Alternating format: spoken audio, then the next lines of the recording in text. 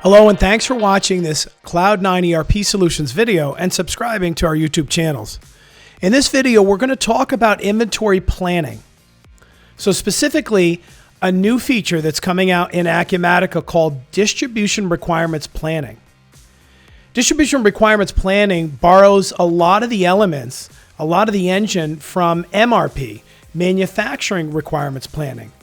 So those of you that are familiar with MRP and Acumatica, this is going to be very familiar to you. So this is the workspace, the inventory planning workspace. At the top of the screen, you can see a forecast. You can see regenerate inventory planning, generate our forecasts. You can see all our inquiry screens. You could see our reports to looking for inventory planning. And you could see our different preferences. Now to break this all down, essentially Acumatica looks at the system. It looks at its stock item profile. It looks at its kits. It looks at its non-stock kits. And when you regenerate inventory planning, it looks out and it looks to see what it needs in order to purchase, essentially, is what we're really talking about during this demo. Additionally, you can generate forecasts. So above and beyond the demand, you can generate forecasts, and those forecasts set up monthly or for an annual period, a one-time annual period, they can be displayed here. And then you have all your inquiry screens. The inventory planning display shows you all the information that you need in order to make the decisions to purchase based on dates and to prioritize the items that you need for your customers' requirement dates. Now let's create an item code and then plan for that inventory through regenerate inventory planning.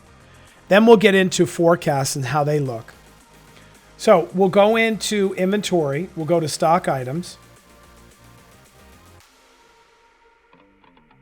We'll create a brand new item.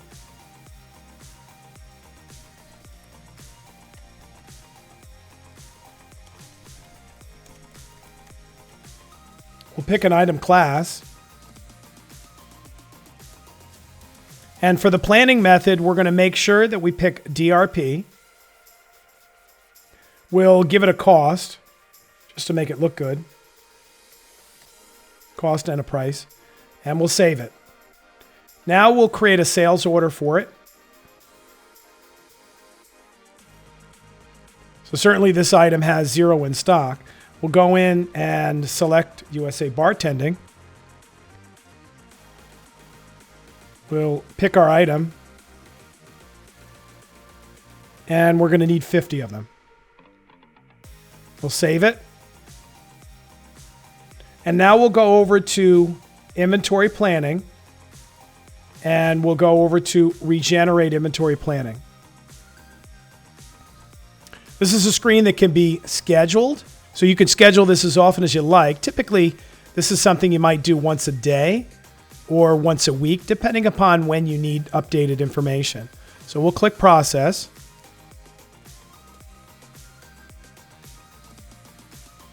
And let's take a look at our inventory planning display. I'm going to turn some of these items on so they're always showing up in my Show All screen. I don't have to click Show All every time I need. So we'll exit and we'll run inventory planning display. And you can see our stocked planned item.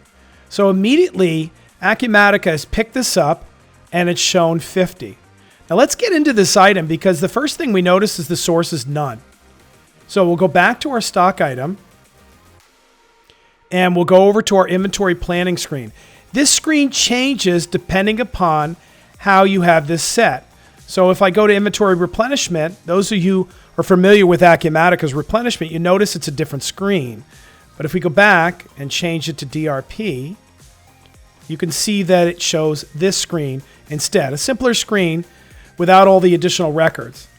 Now, under source, if we change this to purchase, that'll be reflected accordingly in our inventory planning display. Right now, there would be nothing to do with this item. It's just showing that we need them, but it doesn't know how to source them. Let's make another change here. We can also add a safety stock to this item. And we can add other settings here as well.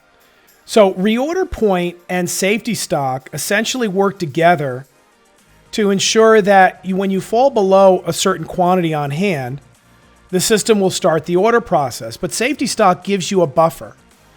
Minimum order quantity ensures that when you order from your vendor's not going to take an order less than this minimum order quantity.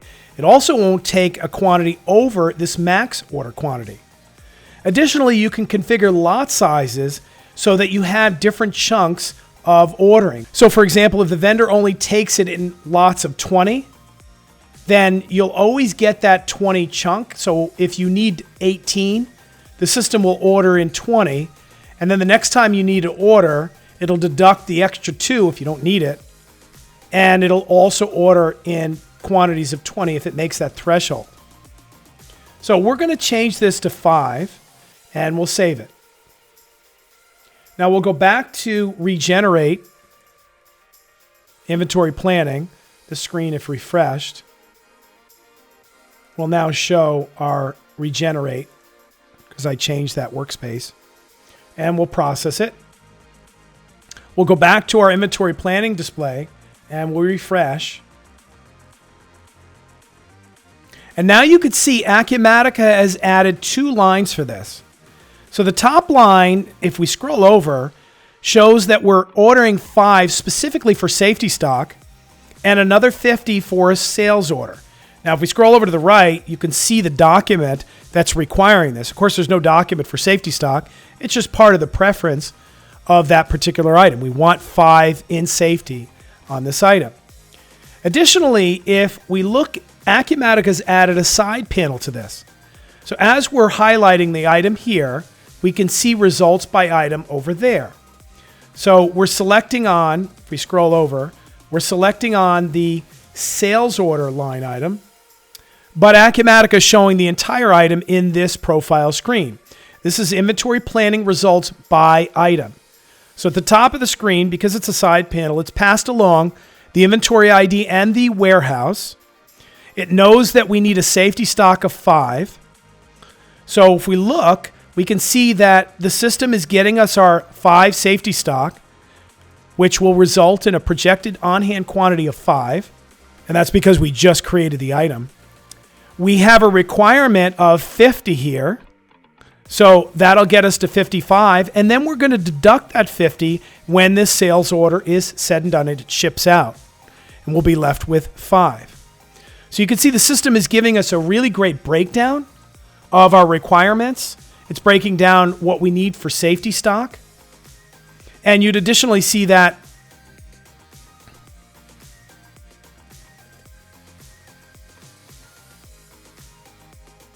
now, if we change again, I'll close the side panel.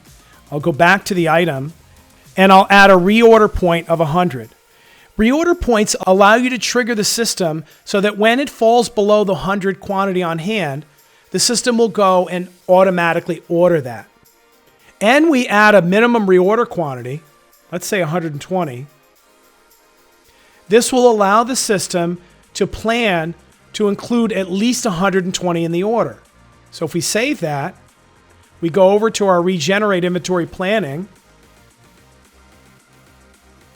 we process it, and then we go to our planning display and refresh. You can now see Acumatica is planning to order 120, and it's bundled everything together. If we open up results by item,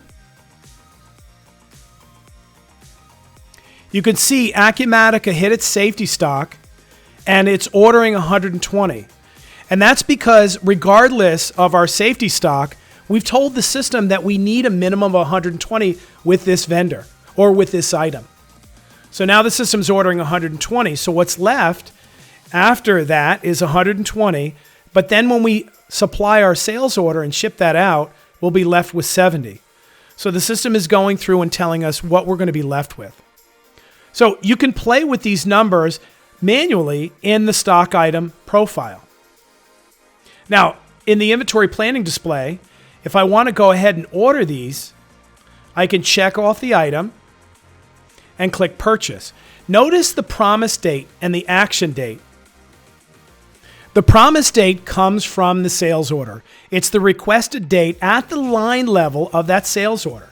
If you take a look at the sales order and we scroll over and you see the requested date right here, this comes from the requested date at the summary of the sales order, but you can change these individually. These are the dates the customer needs these items by. Now, in the inventory planning, you can see the action date.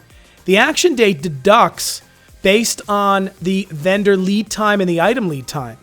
So it says, well, you better start ordering this quick if we're going to make this promise date with the customer.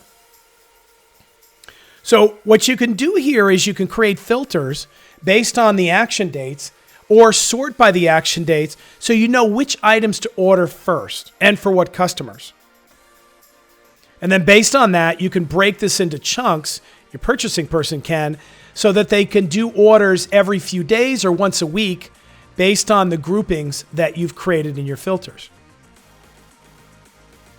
So when we're done, we check off this item, we click purchase. The system looks for the default vendor of this particular item. In this case, we're going to fill it in and we'll click create. Now it's created the purchase order. We can purchase that item.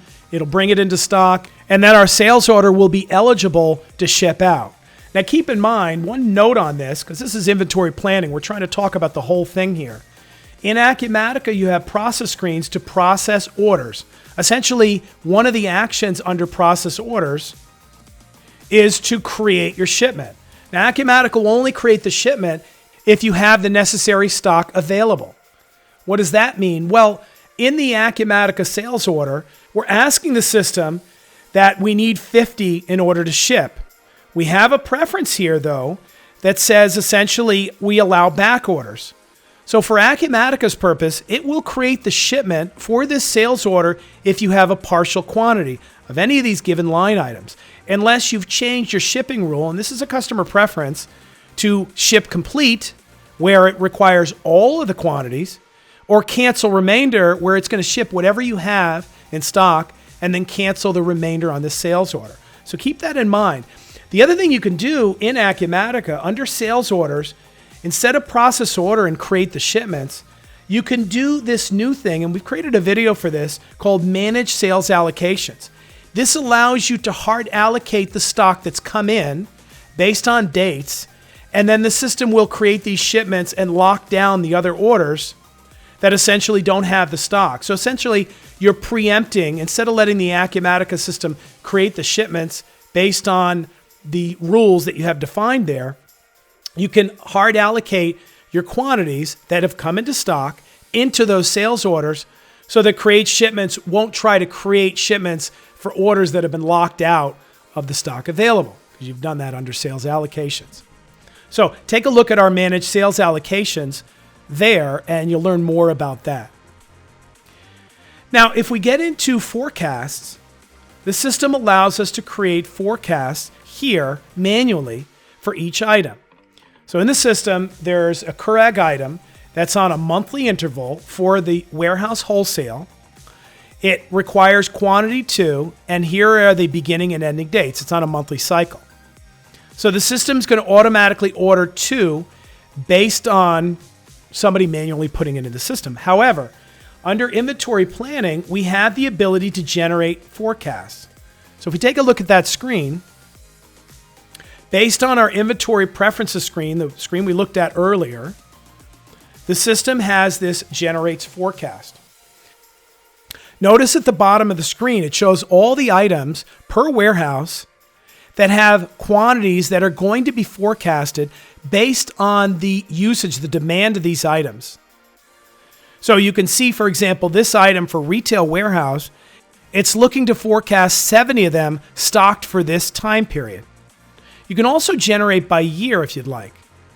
Notice at the top of the screen, this is a regular type of forecast. If we click on seasonality, we can pick on a season that we've configured.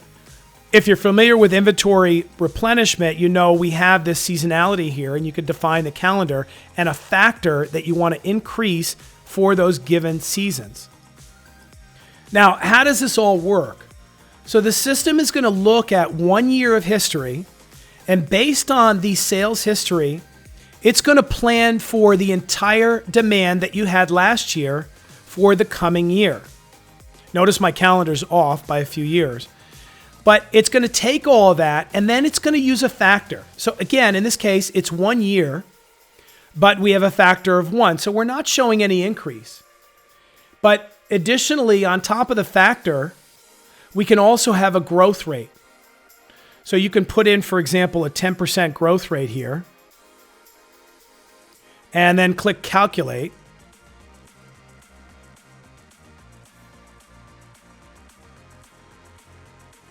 And you could see the system has looked at the previous year, in this case 2023, and it's added these quantities based on a growth rate.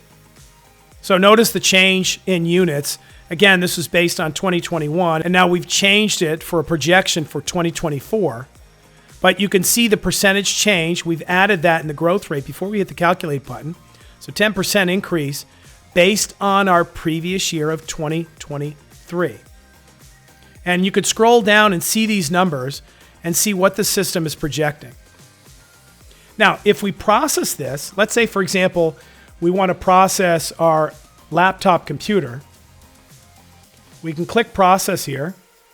And now if we go over to our forecast and we refresh, you can see Acumatica has now added these items into the forecast. And again, we can make changes to it if we need to, accordingly. So, but these are active. If we scroll over to the right, you can see the description name. If there's any given customers, maybe there's a blanket order, you'll see that there. And if we go back to regenerate inventory planning and click Process, and then we go back to our inventory planning display, you can see we've now added these quantities for a one-time purchase so that we can get them into stock. Now, if we change things around a little bit, we'll go to Generate Forecast and we'll say Calculate by month. And now we'll click Calculate.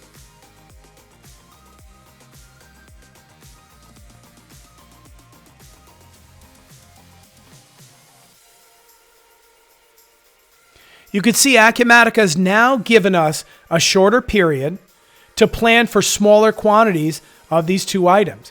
If we select these and we process them, and we go back over to our forecast, we'll refresh.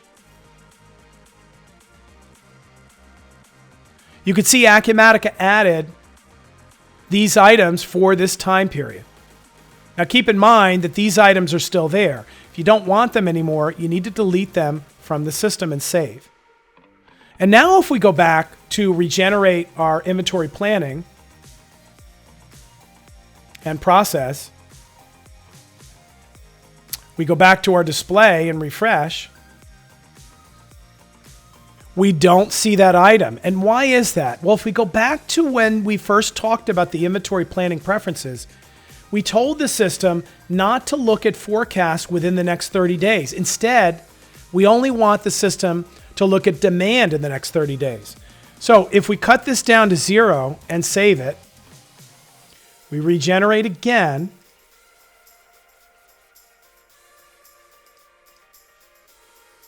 and go back to our inventory planning display,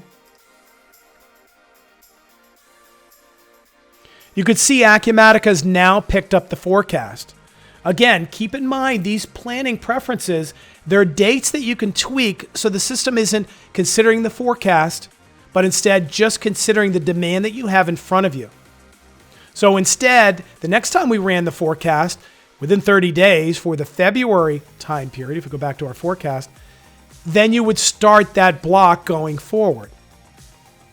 And as discussed before, when we're ready, we check off the items that we need and we click Purchase.